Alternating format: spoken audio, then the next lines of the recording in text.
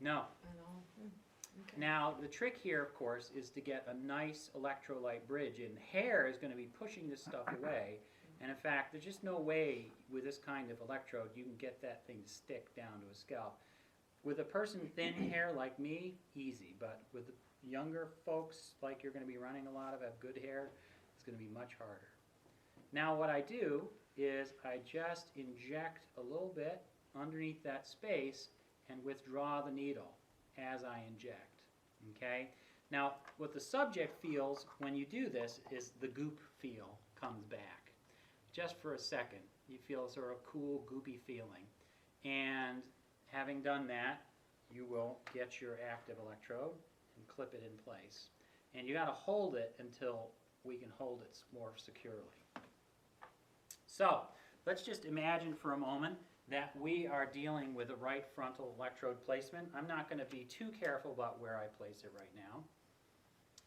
The problem is now we've got to hook it up with 2 more electrode sites. Now, each situation, each recording setup is going to be different. What I'm going to teach you is I'm going to teach you to use a part of your skull which is right behind the ears. This little bony ridge is called the mastoid. And if you feel behind your ear, and then the skin, the scalp behind the ear, you'll feel a little bald spot, and right on that bald spot usually is a kind of low ridge. Everybody feel their mastoid? Mm-hmm. Okay. The nice thing about that is that typically there's not a lot of hair there. And so what you'll do is you'll pull that ear forward, and you'll scrub like this, and then you will place an electrode on the mastoid. I'm just doing it by feel right. Do you use alcohol there? Yes, you do. Okay. So now this is going to be the reference location. The mastoid is going to be the reference location, and we're going to put that right there. Okay. Now the interesting thing about this setup is that we think all of this stuff is really, really sort of scary, and we've got to have everything exactly right. But the truth is that it's the placement of these 2 guys that is most important, okay? The last one, the ground, we try to put on the skin somewhere, but way off at a corner, all we want to do is give those electrons a place to get back to the skin somewhere. And what we're going to do is we're actually going to put it on the earlobe. I've seen people put it on the tip of the nose. My ground last night was on the vertex site, which corresponds to this thing coming out here. You could put the ground on the toe if you wanted to, although I wouldn't advise it, just because it's so far away. So what we're going to do is we're going to do the earlobe. Okay?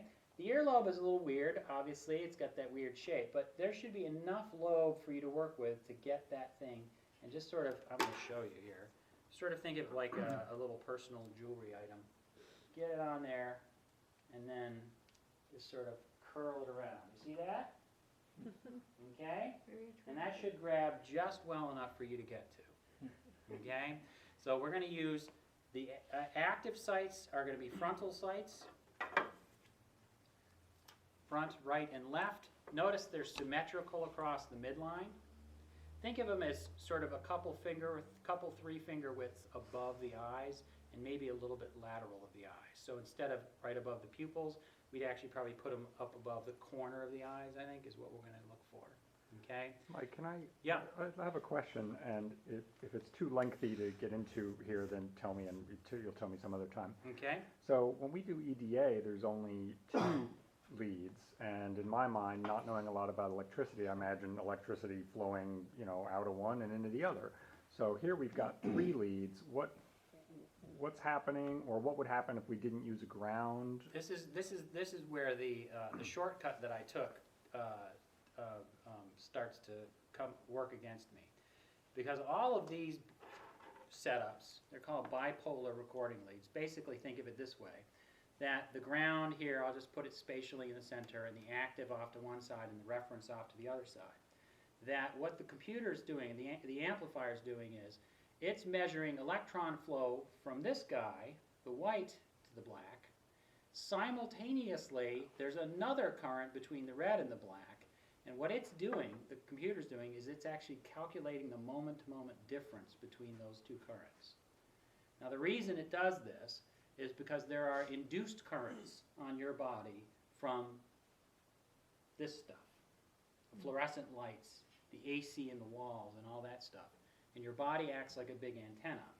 And the idea by doing that is that it'll be equal in the two channels, and if you subtract one channel from the other, you get rid of most of that, and what's left over is physiological. The reason that we only have two for EDA is because it's a different method. Okay. It's an active method. This is the one where we actually put a current onto your body.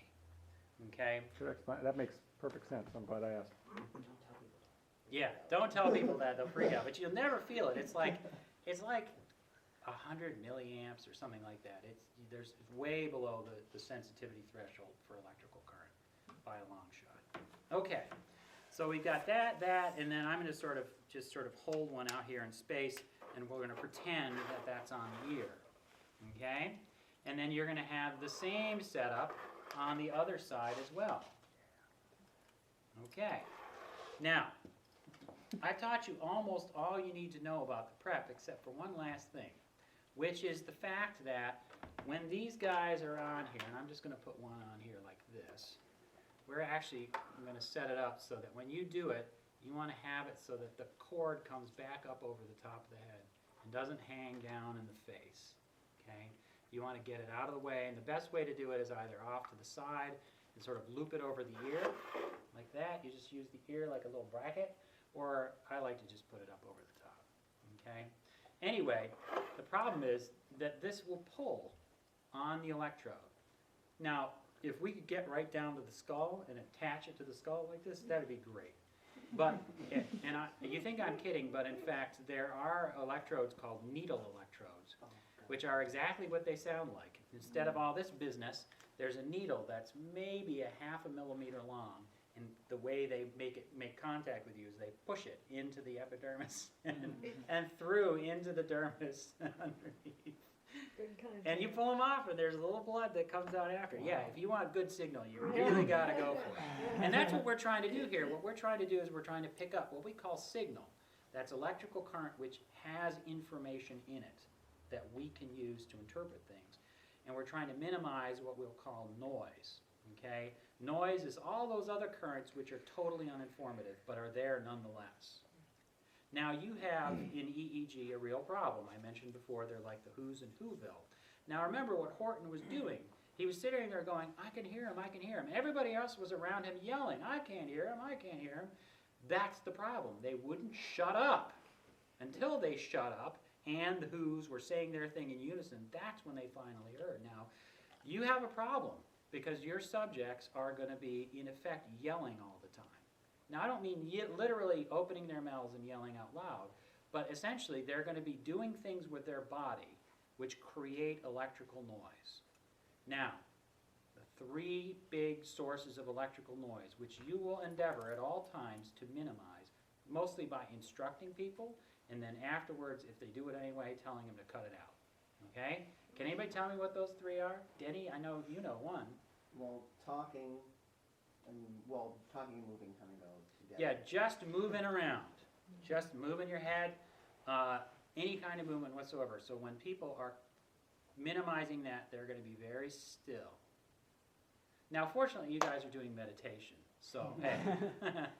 So that's built into it. But I have been thinking about doing this with massage, and I haven't talked to the group yet, but I'm even thinking if it might, for practical reasons, make sense this year to combine our studies in some way. But I'm just thinking about this. So I would like to do this with massage at some point. And massage will present a real problem. Mm-hmm. That said, I know people who are doing EEG in moving airplanes, and somebody did one in a roller coaster.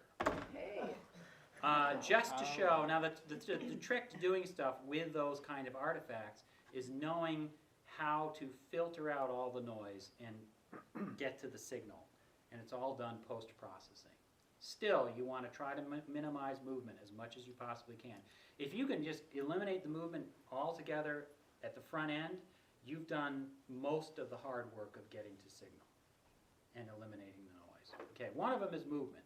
Now there are two particular kinds of additional movements which are a real problem, and they both have to do with the eyes. Your eyes are electrically charged. The fact that there's a sheet